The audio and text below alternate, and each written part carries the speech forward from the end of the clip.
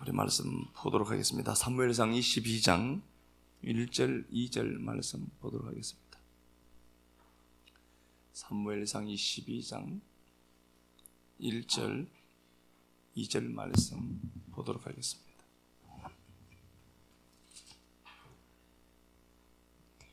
그러므로 다윗이 그곳을 떠나 아둘람 굴로 도망하매 그의 형제와 아버지의 온 집이 듣고 그리로 내려가서 그에게 이르렀고, 환난당한 모든 자와 빚진 모든 자와 마음이 원통한 자가 다 그에게로 모였고, 그는 그들의 우두머리가 되었는데 그와 함께 한 자가 400명 가량이었더라.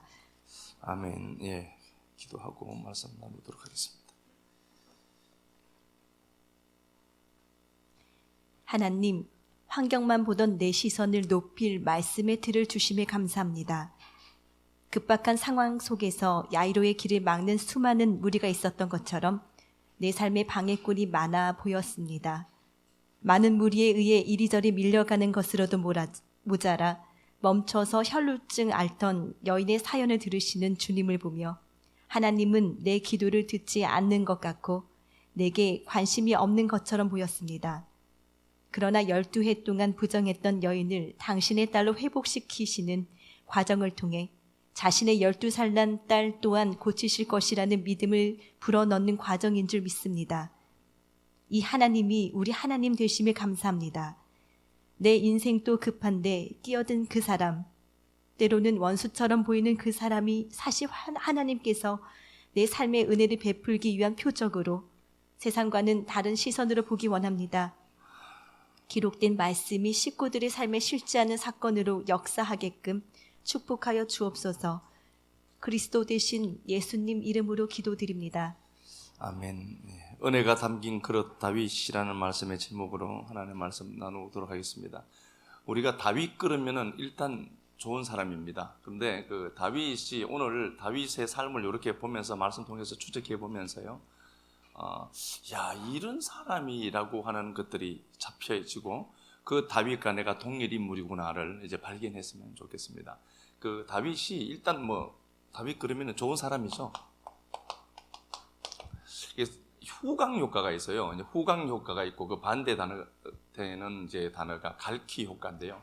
후광 효과는 이제 상대되는 그 존립하는 두 가지가 있죠.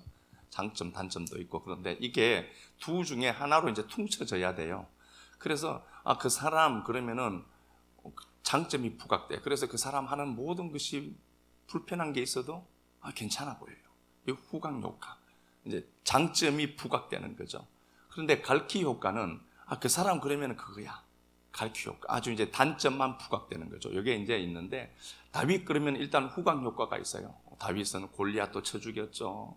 사무엘상 30장에 나오는 다윗을 보면은 그 다윗이 그 힘든 상황 속에서 시글락이 불탔을 때도 하나님 붙들고 진군하고 가져오고, 그죠? 많은 일들을 만들어내고, 이 양반은 괜찮은 사람이 맞아요. 그런데 이제 다윗의 삶을 우리가 이제 추적해서 오늘 말씀 통해서 볼 텐데, 다윗이 사실은 인간적으로도 실패할 때가 참 많았던 사람이기도 합니다. 다윗은 우리 안에 밧세바 사건도 있었고요. 그리고 사람을 시켜서 사람을 죽이기도 했고요. 근데 그런 사람을 우리가 다윗 그러면 일단 좋은 사람으로 포장되어서 이제 그런데 하나님이 왜 다윗을 버리지 않았을까? 다윗을 왜 버리지 아니하시고 그 다윗을 하나님은 왕으로 삼고 하나님 그의 삶에 수많은 일들을 만들어내실까? 이제 한번 추적해 보도록 하겠습니다. 다윗이 이제 사울에게 쫓겨가죠. 사울에게 쫓깁니다. 그래서 사무엘상 20장 32절에 보면은 다윗 편에 그래도 요나단이라는 사람이 있었는데 사울의 아들이에요. 사울의 아들 요나단이 있는데 다윗을 정말 자기 몸처럼 사랑했던 사람입니다. 사무엘상 18장 1절에 기록되어 있죠. 요나단과 다윗은 끈끈하게 맺어진 사이예요. 그런데 이 요나단과도 이제 분리가 됩니다. 그러니까 다윗 입장에서는 아무것도 믿을 것이 없게 되죠. 그리고 나서 이 요나단과 분리되고 이제 이별을 합니다. 이때부터 본격적으로 이제 광야 생활이 시작됩니다. 어디로 가야 할지 그는 분명히 방향 감각이 없었을 겁니다. 그래서 그가 일단 어디로 가느냐 보니까 21장에 보니까 높 땅으로 도망가죠. 놉 땅으로 갑니다. 왜 그러냐 보니까 여기에 제사장이 살고 있기 때문입니다. 놉 땅에 제사장 마을이 형성되어 있었습니다.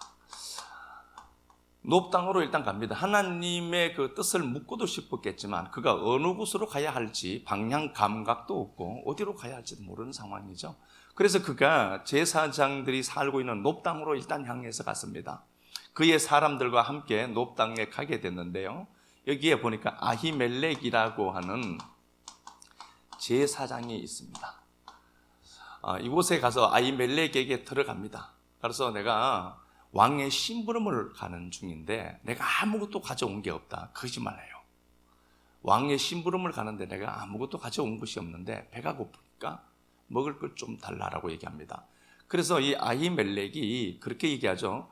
떡이 없다. 마침 그때 떡이 없고 진설병만 있다. 이렇게 되어 있습니다. 하나님 앞에 그 일주일마다, 그러니까 하나님의 그 성전이 있으면 성소에요, 떡상이 있어요. 그런데 이 떡상에다가 떡을 이렇게 6개씩 이렇게 쌓아두죠. 이 12덩이가 있어요. 커요. 이게 큰데 이 떡밖에 없다로 얘기하죠. 그런데 그 떡이라도 달라라고 합니다. 원래는 다윗이 먹을 수 없는 거예요. 요 진설병은 제사장과 그의 가족들만 먹을 수 있는 겁니다.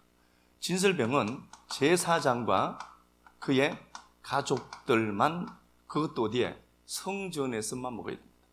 그러니까 이건 개인 용도로 하는 게 아니라 거룩한 하나님의 사람에게만 허용된 양식입니다. 이거 한번 확인해 보겠습니다. 레위기 24장 8절.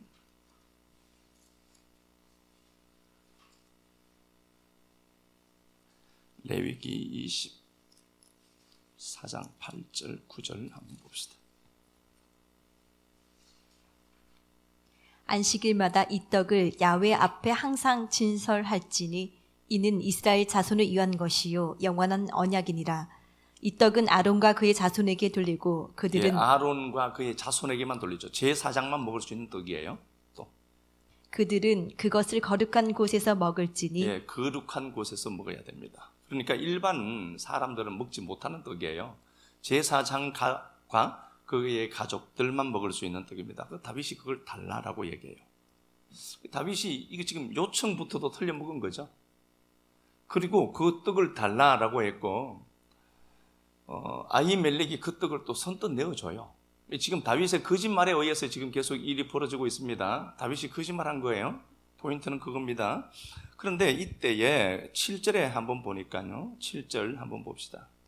너는 또 정결한 유향을 그 각 줄 위에 두어 기념물로 야훼께 화제를 삼을 것이며 아니 본문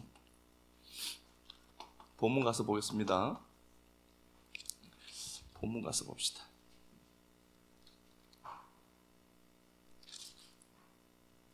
사울이 곁에 선 신하들에게 이르되 너희 베냐민 사람들아 들으라. 이새의 아들이 너희에게 각기 밭과 포도원을 주며 너희를 천부장 백부장을 삼겠느냐. 21장 7절. 그날에 사울의 신하 한 사람이 야훼 앞에 머물러 있었는데 그는 도액이라. 이름하는 에돔 사람이요 사울의 목자장이었더라. 다윗이 아히멜렉에게 이르되 여기 당신의 수중에 창이나 칼이 없나이까.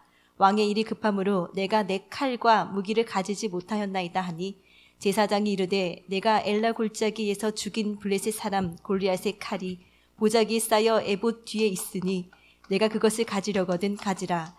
이제 다윗이 떡을 달라라고 했고 요청을 했어요. 요청을 했는데 아히멜렉이 그 떡을 내어줍니다. 그리고 나는 무기가 없으니까 무기 하나 달라라고 하니까 다윗이 이제 골리앗을 때려 눕히고 그의 칼로 그의 목을 벤 그 칼이 있죠. 그걸 전리품으로 하나님의 전에 둔 것 같아요. 그걸 이제 주게 됩니다. 그런데 이걸 누가 보느냐 보니까 도액이라고 하는 밀곡군이 봐요.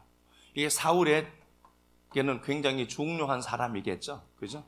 도액이 그걸 보고 마음에 꼭 담아두고 있었던 겁니다. 그러다가 그가 기회가 생겼을 때 이제 이걸 밀고를 하게 되거든요. 이게 아주 기회주의자의 유형으로 나오죠. 그런데 이거 어쨌든 다윗이 진설병과 골리앗의 칼을 갖고 그가 여정을 떠나게 됩니다. 그런데 이게 엄청난 비극을 가져옵니다. 말씀 가서 보겠습니다. 22장 가서 보겠습니다. 22장 9절. 그때에 에돔 사람 도액이 사울의 신하 중에 섰더니 대답하여 이르되 이새의 아들이 노베에 와서 아이두베 아들 아히멜렉에게 이른 것을 내가 보았는데 아히멜렉이 그를 위하여 야훼께 묻고 그에게 음식도 주고 블레셋 사람 골리앗의 칼도 주더이다. 예, 드디어 이제 밀고 하게 됩니다. 상황이 그랬고요. 그 상황 설명은 제가 하지 않겠습니다. 그 노업 땅에 갔는데요. 노업 땅에 도액이 있어서요. 도액이 있었는데 그 도액이 보고 다윗에게 떡과 칼을 주더이다로 이렇게 얘기를 하죠. 그래서 다윗이 사울이 미치는 겁니다. 사울 입장에서 우리가 한번 볼까요? 그럼 우리가 사울이라고 한번 봅시다. 지금 이 골리앗의 칼은 이건 하나님의 임재하심을 상징하기도 합니다. 하나님의 힘으로 골리앗을 때려 죽였으니까. 그리고 그 칼이 다윗에게 들려 있습니다. 다윗이 진설병을 먹으면 안 된단 말입니다. 그럼에도 불구하고 다윗은 진설병을 먹었고 다윗은 칼을 갖고 있습니다. 골리앗을 죽인 그 상징적인 칼을 갖고 있어요. 그러면 사울은 어떤 생각이 들까요? 위협을 느꼈을 겁니다. 자기가 왕인데 모든 상황들이 지금 다윗에게 기울고 있다는 것을 자기가 감지했을 거란 말입니다. 그러니까 그가 더 죽이고 싶었던 거예요. 그렇게 해서 이게 이제 탄로가 되게 되고 탄로가 나게 되죠. 자, 16절부터 한번 가서 보겠습니다. 왕이 이르되 아히멜렉아 내가 반드시 죽을 것이요 너와 내 아비의 온 집도 그러하리라 하고 왕이 자위의 호위병에게 이르되 돌아가서 야훼 제사장들을 죽이라. 그들도 다윗과 합력하였고 또 그들이 다윗이 도망한 것을 알고도 내게 알리지 아니하였음이니라. 하나 왕의 신하들이 손을 들어 야훼의 제사장들 죽이기를 싫어한지라. 왕이 도액에게 이르되 너는 돌아가서 제사장들을 죽이라 하매 에돔 사람 도액이 돌아가서 제사장들을 쳐서 그날에 세마포 에봇 입은 자 85명을 죽였고 제사장들의 성읍 노베 남녀와 아이들과 전 먹는 자들과 소와 나귀와 양을 칼로 쳤더라. 예, 제사장 마을을 쑥대밭으로 만듭니다. 그러니까 다윗이 그 사울이 이게 이제 도액을 통해서 그 소식을 듣게 되죠. 그러니까 사울이 막 왕이니까 화를 내요. 화를 내고 아히멜렉이 이제 다윗을 얘기하죠. 다윗은 당신의 최측근 아닙니까? 어떻게 그럴 수 있습니까? 막 이렇게 이제 변호도 하죠. 변호하는데 사울에게 먹히지 않습니다. 그래서 사울은 이 일을 계기로 제사장들을 다 죽입니다. 근데 자기 손에 피를 묻히기는 싫었겠죠. 그래서 어떻게 하냐 보니까 주위에 있는 그 군사들에게 제사장을 죽이라고 하니까 못 건들죠. 하나님의 종들이니까 어떻게 건들겠어요. 그러니까 이걸 못하니까 도액은 정통 이스라엘 유대인이 아니죠. 그러니까 이놈이 먼저 죽였던 거예요. 그래서 제사장이 85명 죽어요. 엄청난 거죠. 그리고 요세푸스에 의하면은 이때 약 한 385명이 다 죽었다라고 봐요. 제사장이 살고 있는 마을 전체가 쑥대밭되고 제사장 85명 그리고 거기에 속한 모든 사람들 385명 엄청난 460명이 죽어요. 이게. 이 일로 인해서 죽습니다. 자, 그러면 한번 볼게요. 누가 잘했다 잘못했다 이것 차치하고 다윗만 우리 집중해서 보겠습니다. 다윗이 한 거짓말 하나가 사람 400명이 죽어나가요. 그럼 이건 우리가 다윗을 두둔할 수 있겠냐는 겁니다. 다윗은 자기가 살려고 했어요. 살려고 떡 얻어먹고 떡 한 덩이 먹으려고 거짓말했고 다윗이 원인을 제공해서 사울이 죽였지만 다윗이라고 하는 존재가 거짓말했고 자기가 배고픔을 견뎌야 하는데 배고픔을 견디지 못했고 그것 때문에 거짓말한 것이 엄청난 학살로 바뀝니다.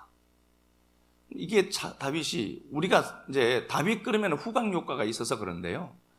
다윗이 이런 면도 있었구나. 이 사람들을 왜 죽었어요? 385명, 85명. 다윗 때문에 죽은 거죠. 그러면 우리가 다윗이 멋있어 라고 얘기할 수 있느냐? 할 수 없죠. 그런데 왜 이상하게 하나님은 다윗을 징벌하지 않았을까요? 다윗 때문에 400명이 죽어나가는데. 자, 그리고 나서 다윗의 행적을 조금 더 추적해 보도록 하겠습니다. 자, 다윗이 21장 다시 가서 보겠습니다. 10절. 그날에 다윗이 사울을 두려워하여 일어나 도망하여 가드 왕 아기스에게로 가니 아기스의 신하들이 아기스에게 말하되 이는 그 땅의 왕 다윗이 아니니까 우리가 춤추며 이 사람의 일을 노래하여 이르되 사울이 죽인 자는 천천히요 다윗은 만만히로다 하지 아니하였나이까 한지라. 다윗이 이 말을 그의 마음에 두고 가드 왕 아기스를 심히 두려워하여 그들 앞에서 그의 행동을 변하여 미친 채하고 대문짝에 그적거리며 침을 수염에 흘리매 아기스가 그의 신하에게 이르되 너희도 보거니와 이 사람이 미치광이로다. 어찌하여 그를 내게로 데려왔느냐. 예, 다윗의 행동을 한번 보겠습니다. 롭 땅에 가서 거짓말 냈고 그걸로 인해서 이런 엄청난 결과가 그는 벌어질지 예상도 못했겠죠. 그리고 그가 거짓말하고 떡을 먹고 그와 함께 갔던 사람들이 있죠. 그들과 함께 이 떡을 나눠 먹었습니다. 불법입니다. 분명히. 그걸 먹고 그가 그 골리앗의 칼을 갖고 어디로 가느냐? 사울을 피해서 블레셋 땅으로 도망해요. 자기 살려고 여기까지 가는 겁니다. 여기까지 가는 거예요. 블레셋 땅으로 도망갔는데 그때 왕이 블레셋 왕 아기스란 말입니다. 이 아기스가 앞에 이제 체포돼서 가죠. 저놈이 다윗 저놈이 천천만만이다. 골리앗 죽인 놈이에요. 라고 얘기하는데 다윗이 그때 침을 막 흘립니다. 이게 우리가 알듯이요. 긴장하면 침이 안 나와요. 입이 말라요. 근데 다윗이 침이 진리로 흘러나왔다는 것은 이건 하나님의 특별한 간섭입니다. 그러면은 하나님 입장에서는 그리고 침을 더 말라야 되잖아요. 자기는 자기 살려고 그랬단 말이에요. 그리고 그가 자기 살아보려고 남은 지금 죽어 있잖아요. 죽어가잖아. 그런데 자기는 살려고 자기는 또 도망다녀. 그런데 거기다가 하나님의 은혜를 또 제공해 주세요. 입을 벌렸는데 침이 얼마나 나오는지 한번 해보세요. 침이 나오는가. 말문이 딱 막혀 입이 딱 달라붙는다니까. 그런데 침을 막 흘리고 그렇게 해서 탈출해 나옵니다. 탈출해 나와서 지은 시가 10편 34편인데 한번 가서 보겠습니다. 10편 34편.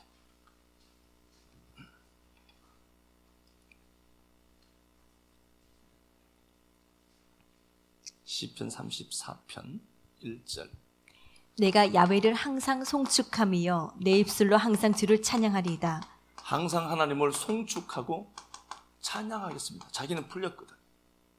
자기는 풀려나왔어. 풀려나오니까 그 생명의 그 위급함, 그 속에서 불안도 하고 고통스러웠는데 자기는 풀려나오니까 얼마나 좋겠어요. 그러니까 하나님 막 찬양하고 있어요. 그럼 우리가 갖고 있는 논리로 보면은 하나님 이 찬양을 받아야 돼요, 말아야 돼요? 야, 하나님이 니까지 그 찬양 받겠냐? 안 그러겠어요? 근데 얘는 약간 이 다윗은 하나님을 너무 사랑하면서 찬양하고 있어요. 시편 34편. 그리고 봐요. 2절에 내 영혼이 야훼를 자랑하리니 공관자들이 이를 듣고 기뻐하리라. 자기가 한 예표가 되어서 나와 같이 공고한 위치에 있는 자가 나를 구원해내시는 하나님을 기억하고 그들도 하나님을 찬양할 것이다. 그 고백을 그렇게 하죠. 그리고 나와 함께 하신 하나님을 광대하다라고 할 것이다.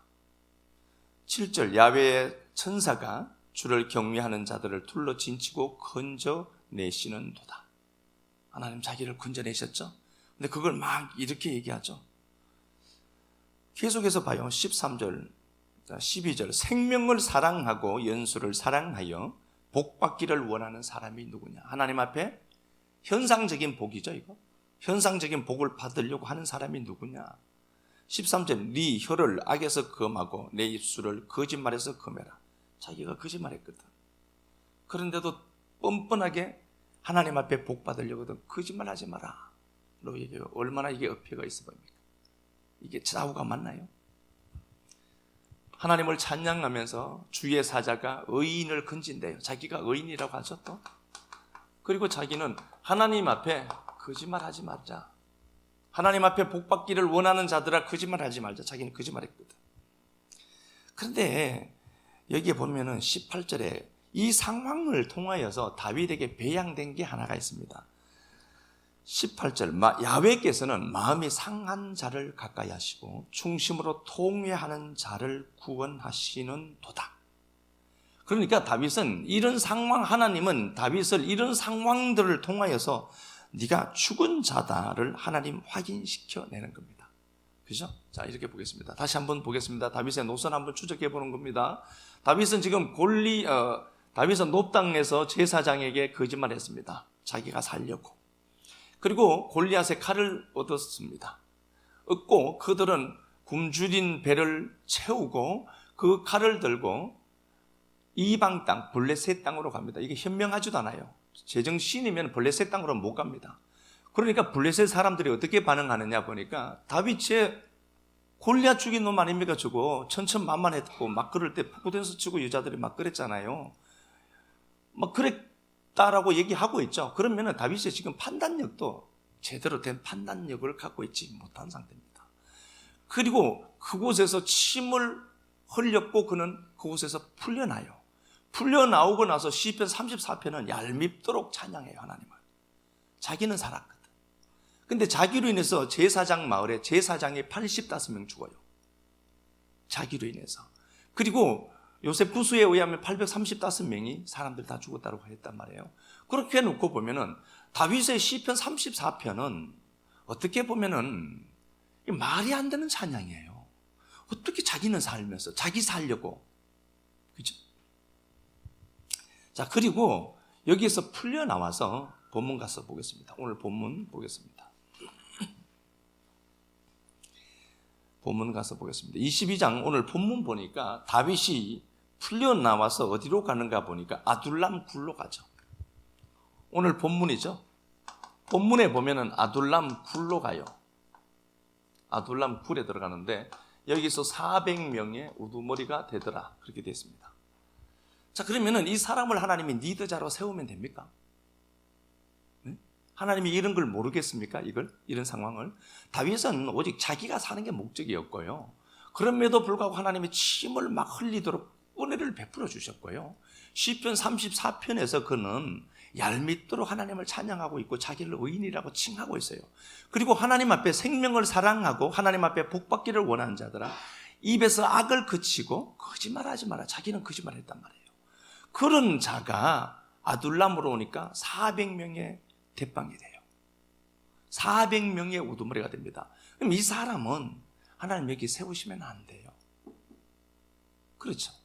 그런데 다윗과 사울을 한번 비교해 볼게요. 사무엘상 15장 가서 한번 보겠습니다.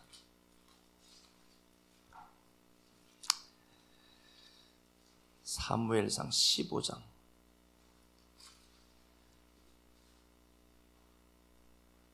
2절.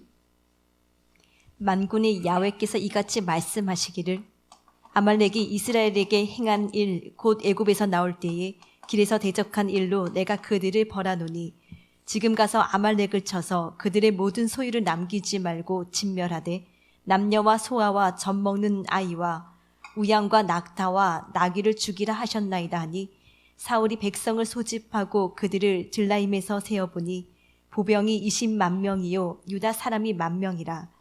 예, 사무엘상 15장은 하나님이 사무엘을 통하여서 사울이 왕이 되었는데 하나님이 말씀을 줘요. 그건 뭐냐 보니까 아말렉을 진멸해라 하는 겁니다. 아말렉을 다 진멸해라. 그렇게 얘기했습니다. 그리고 사울은 이 아말렉과의 전쟁을 치러요. 치르고 나서 그가 10절 야훼의 말씀이 사무엘에게 임하니라 이르시되 내가 사울을 왕으로 세운 것을 후회하노니 그가 돌이켜서 나를 따르지 아니하며 내 명령을 행하지 아니하였음이니라 하신지라. 예, 그 뒤쪽에 앞쪽에 8절 9절 한 번 더 볼게요. 아말렉 사람의 왕 아각을 사로잡고 칼날로 그의 모든 백성을 진멸하였으되 사울과 백성이 아각과 그의 양과 소의 가장 좋은 것 또는 기름진 것과 어린 양과 모든 좋은 것을 남기고 진멸하기를 즐겨 아니하고 가치 없고 하찮은 것은 진멸하니라. 예, 사울이 뭘 잘못했나 보니까요. 사울이 보기에 돈 될 만한 것들은 가치 있다라고 여긴 것들은 남겼어요. 하나님은 아말렉을 다 진멸해라 라고 했는데 사울이 기준이 되어서 사울이 보기에 괜찮은 것들은 하나님도 괜찮다라는 인식을 가져서 그런지 그가 그걸 남겼습니다. 그래서 하나님이 후회했다, 하나님이 슬퍼했다는 소리예요. 하나님 무슨 후회하시겠어요? 이건 나함인데 하나님이 슬퍼했다는 겁니다. 인간이 이렇다는 소리예요.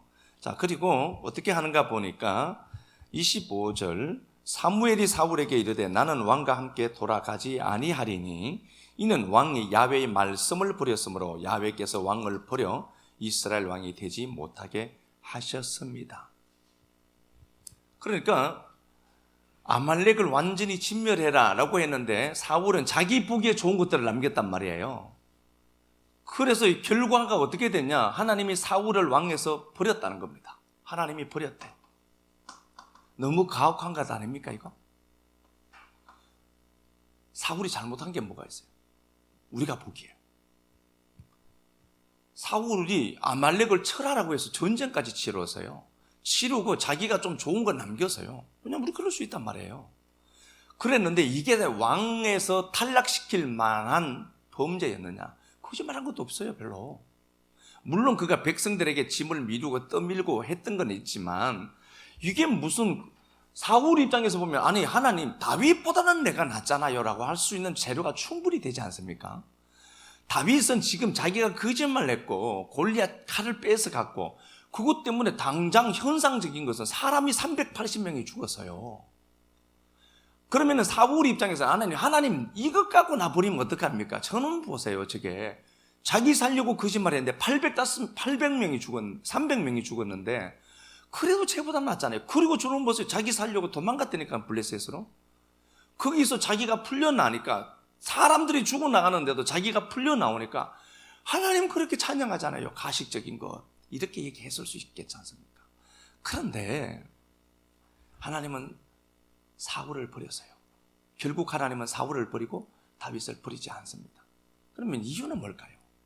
시편 57편 가서 볼까요? 34편 보았고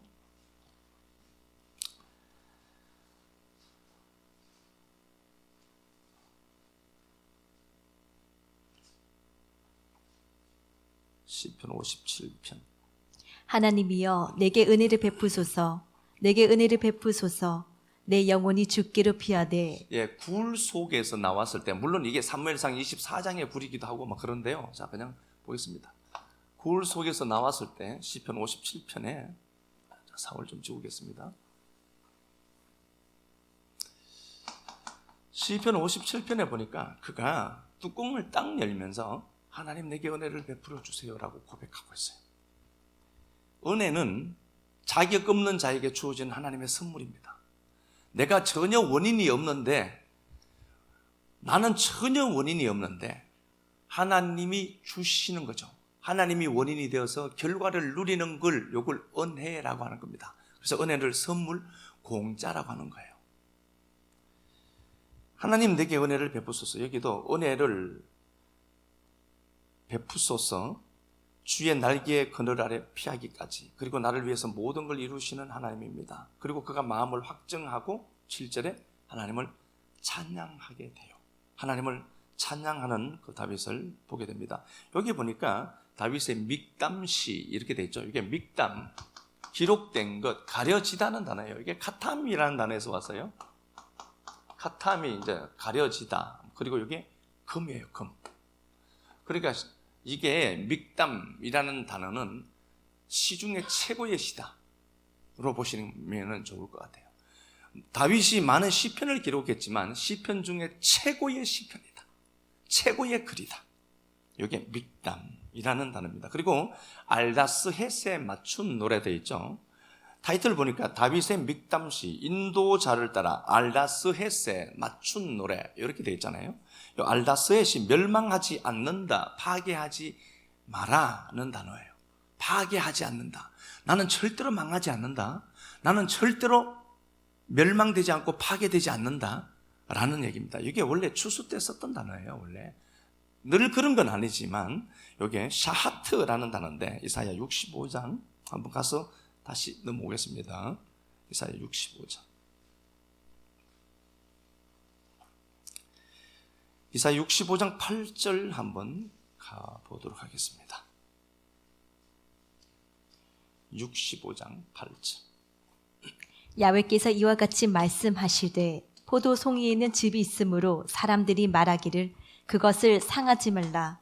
거기 복이 있느니라 하나니 나도 내 종들을 위하여 그와 같이 행하여 다 멸하지 아니하고 내가 야곱에게서 씨를 내며 유다에게서 나의 산들을 기업으로 얻을 자를 내리니 예, 포도가 있어요. 이제 포도가 있는데 포도원에 이제 연말 결산할 때 수확을 하죠. 그런데 그 포도 수확을 상하게 하지 마라. 이게 샤하트라는 단어거든요.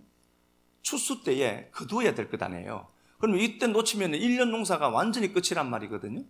그때에 상하게 하지 마라. 수확할 때에 필요한 것들을, 그죠? 하나님이 상하게 하지 마라로 하는 요게 알다스 헷이라는, 여기에 테트 붙이고요.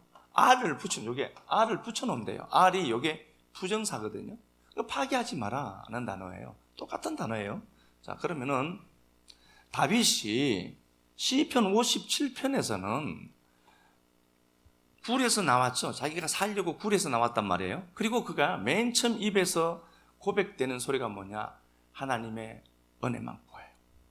그럼 이게 뭘 얘기할까? 그러면은 하나님이 분명히 우리가 도덕관념으로 보면은 사울이 더 잘한 거거든요. 근데 사울을 버렸고 다윗은 하나님 그냥 품어요. 침도 나오게 해주고 다윗 살려내요. 그럼 우리가 얄팍한 인간들의 윤리, 도덕 차원으로만 접근해서 보면 이게 다윗, 제가 거짓말을 해서 뭐 이렇게 되는데 우리 식구들이 다 전멸했다. 이게 내가 그럴 줄 알았다. 그럴 거란 말이에요. 근데 하나님이 저를 품으신 거예요. 왜 그러냐 보니까 사울과 다윗의 가장 큰 차이점이 뭐냐? 다윗은 은혜가 담기는 그릇이었기 때문에 그렇습니다. 은혜밖에 노래할 게 없어요. 그 인생에. 내 인생이 이런 짜리 인생이니까 하나님, 나는 아무것도 자랑할 게 없고요. 그저 당신의 은혜밖에 노래할 수 없는 자가 접니다. 다윗은 삶의 내용물이 뭐냐? 은혜였어요. 그런데 사울은 아말렉 때 버렸다, 하나님이 버렸다라고 했는데 아직 정신을 안 차리고 거기다가 자기 기념별을 세워요. 삶의 내용이 뭐죠? 자기예요. 똑같은 모습이지만요, 하나님 보시기에는 정말 누가 더 사랑스러운가 보니까 저의 삶의 내용은 은혜가 담긴 삶이야. 그래서 제가 실수할 수도 있고 실패할 수도 있고 제가 누구를 가해할 수도 있어. 그래도 저의 전체적인 삶은 은혜라고 하는 내용을 담고 사는 자가 저야 라고 하는 것이 우리네들의 삶이 아닐까. 하나님이 이 권능이 제가 도덕적으로 못한 게 많아. 그래도 쟤는 딱 깨워놓고 보면은 쟤는 자랑할 게 하나도 없어. 하나님의 은혜로 된 거거든. 그러니까 우리가 가는 곳마다 하나님 은혜밖에 없구나 내가. 그러니까 시편 34편에서 미친 채에서 풀려나왔을 때 상한 마음인 자기 자신을 다윗이 거기다가 고백하는 것은 하나님 은혜 아니고는 나는 존재할 수 없는 자가 맞습니다를 고백해내는 겁니다. 그런데 사울은 자기예요. 도덕적으로 더 깨끗하고 더 착하다니까. 그런데 사울의 내용은 오직 자기예요. 자기 기념비예요. 자기예요. 우리가 이 땅의 삶을 살아가면서 하나님의 은혜밖에 없는 삶이 맞습니다. 하나님, 나는 지금 당신이 내게 오셔서 은혜 거두면 나는 완전히 폭발할걸요. 하나님, 이게 우리의 삶의 내용이에요. 이것밖에 없는 삶이에요, 우리가. 그러니까 우리 짤이라고 하는 것은 우리의 삶을 통해서 하나님의 은혜밖에 없구나, 그 은혜가 그려지는 삶이에요. 우리가 사진을 보면서 좋아하잖아요. 인생이 사진으로 어떻게 다 기록이 되겠어요? 사진이 아니라 인생은 영상이에요. 그런데 사진 한 장짜리를 보고 사진 한 장만 보고 그 사람을 평가한단 말이에요. 근데 그게 아니에요. 우리의 삶은 동영상이에요. 계속 이어지는 동영상이잖아요. 그러니까 하나님이 다윗이 시편 31편에도 그렇죠. 주를 두려워하는 자를 위해 쌓아두신 그 은혜가 크다. 은혜밖에 없는 거예요. 그러니까 다윗은 이렇게 많은 실수를 하였음에도 불구하고 그가 노래했던 것은 하나님의 은혜로 된 거야. 나는 이것밖에 자랑할 게 없는 거예요. 다윗이 볼게요. 조금만 더 보겠습니다.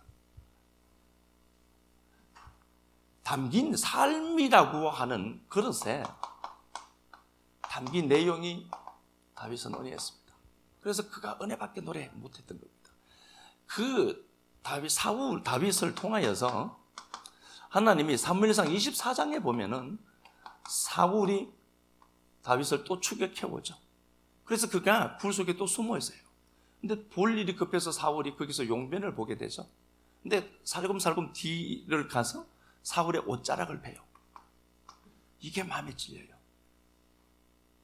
이게 무슨 마음에 찔립니까? 네가 죽어야 된다는 소리죠. 왕이 입고 있는 그 옷은 왕의 신분을 얘기하는 겁니다. 그래서 다윗이 사울의 옷자락을 뺀 것은 내가 왕인데 네가 왜 왕이 됐냐라고 하는 어떤 의식이 분명히 있었다고 제가 말씀드렸죠. 그거 뺀 것 때문에 마음이 찔려요.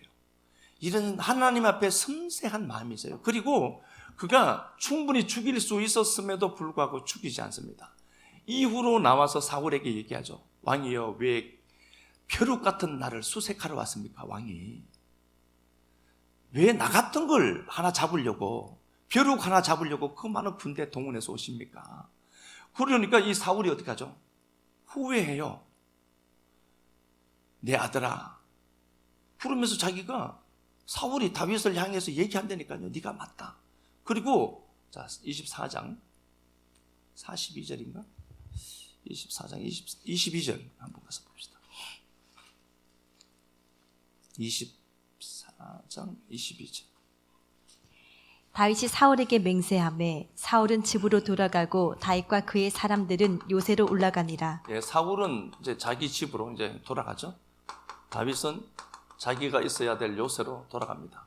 그리고 이제 자기 길 가요. 26장에서도 한 번 더 있습니다. 26장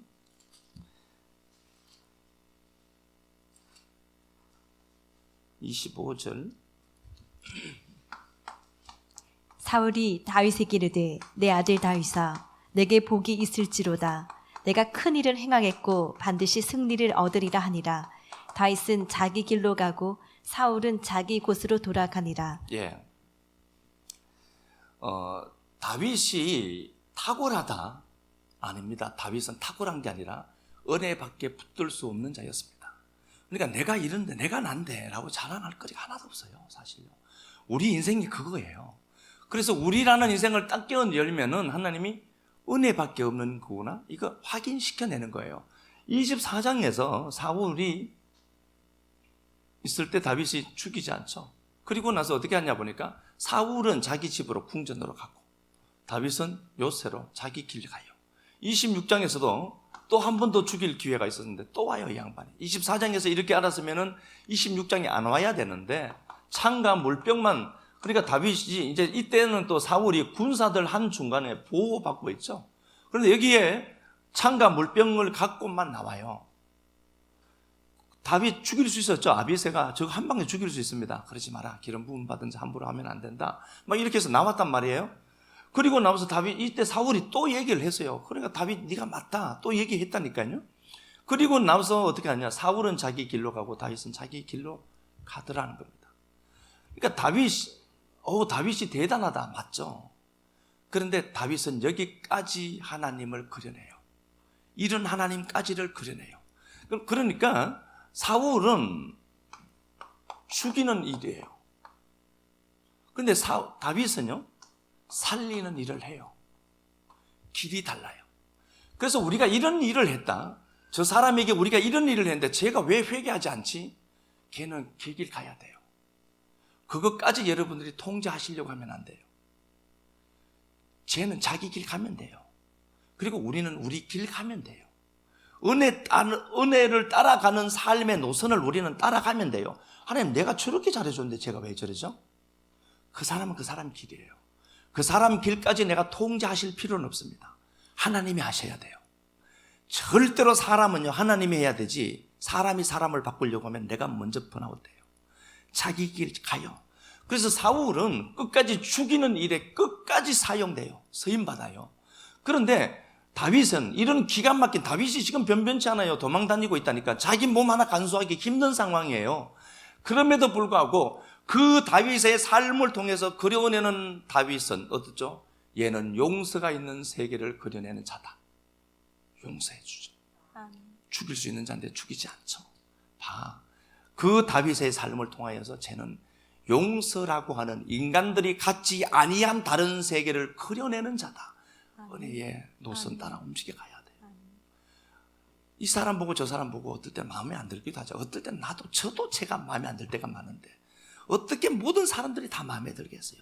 관점이 다르고 포인트가 다르고 가치관이 다 다른데, 살아온 삶의 방식이 다른데, 부동해지는 것들이 다른데 어떻게 나와 똑같겠냐고요. 그런데 나는 내 할 도리를 하는 거예요. 그냥 나는 다윗처럼 하나님의 은혜밖에 없는 자구나를 알고 이 노선 따라 나는 하나님 살아갈게요. 그냥 다윗이 그러잖아요. 너 2번 살려줬는데 왜 말 안 들어? 라고 할 수 있잖아요. 근데 그런 말 한 번도 안 해요. 길이 달라요. 그래서 우리가 성도라고 하는 건요, 그 길 노선 따라 움직여 가는데, 우리가 우리 삶을 살아가는데 거기에 담긴 내용물이 뭘까? 실패해도 담겨진 내용물이 은혜라면 당신은 성공한 겁니다. 내가 비록 힘이 모자라서 내가 저놈을 가해했다 하더라도 거기에 담긴 내용이 은혜라면 하나님 그건 눈 감아 주시는 하나님이십니다. 오히려 나를 두둔해 주시고 나를 포옹해 주시는 하나님이시다. 그 길 따라가는 거예요. 그래서 로마서 9장에서도 그러죠. 하나님의 은혜로 택한 자가 있고, 로마서 11장 5절에도 하나님의 은혜로 택한 자가 있고요. 우리가 태어나기 훨씬 이전에 하나님의 뜻으로 말미암아 은혜로 우리에게 주어진 그 하나님의 가치, 짜리 인생이 우리다. 이것 알고 그냥 묵묵하게 걸어가시면 돼요. 하나님의 은혜밖에 없는 인생이다 나는. 그것 알고 걸어갈 때 우리 삶을 하나님이 그대로 두지 않습니다. 다윗을 왕으로 만드신 하나님이 우리 하나님이시라고 믿으신다면 우리 삶 그대로 두지 않습니다. 그 하나님 찬양 한번 합시다. 모든 은혜의 하나님 감사합니다. 은혜 고맙습니다. 은혜 감사합니다. 하나님 은혜 고맙습니다. 하나님 은혜 감사합니다. 넘어진 그 자리여도 은혜가 보여진다면 성공했다라고 말씀해 주셔서 감사합니다. 우리가 가진 모든 소유가 우리의 자랑거리가 아니라 하나님의 은혜가 이렇게 하였다라고 자랑할 수 있어서 고맙습니다. 사랑하는 내 주님, 이 초대교회의 모든 삶의 역사가 은혜만 반영하고 은혜에 담긴 크로스로 살아가기를 간절하게 소망합니다. 사랑하는 내 아버지 하나님, 아무리 돌아봐도 은혜 아니면 아무것도 할 수가 없는 우리들입니다. 그 은혜가 여기까지 오게 했고 그 은혜가 지금 이것까지 보이게 하셨습니다. 사랑하는 내 아버지 하나님, 다윗은 다윗의 길을 가고 사울은 사울의 길을 가지만 다윗의 어떠함으로 인해서 사울이 변하지 않지만 다윗은 하나님의 은혜의 삶을 추구하고 걸어갔고 그런 삶을 통해서 용서라는 세계를 그려냈던 내 사랑하는 아버지 하나님, 우리 식구들 주님이 다독여 주셔서 하나님의 은혜가 편만하게 그려지는 삶들 되도록 도와주옵소서. 성령님, 당신의 은혜 아니면 아무것도 할 수 없는 우리들이 이곳에 모여 있사오니 오늘 이 말씀 잘 기억하고 그 은혜에 몸부림쳤던 그 다윗을 품으시고 버리지 아니하셨던 그 애틋하고 그 사랑 많으신 아버지 하나님이 우리 아버지인 것을 믿고 그 하나님 붙들고 걸어갈 때 놀라운 하나님의 은혜가 다윗에게 부었던 것처럼 우리 삶에도 부어지게만 하옵소서. 이 말씀을 듣는 모든 자들에게도 동일한 은혜를 베풀어 주시기를 간절히 소망하며 주님 앞에 드린 시간들, 물질들, 헌신들 가운데 복되게 하시고 축복하시고 갚아 주옵소서. 그리스도 예수님 거룩하신 이름 받들어 감사하며 축복하고 기도 드리옵나이다. 아멘.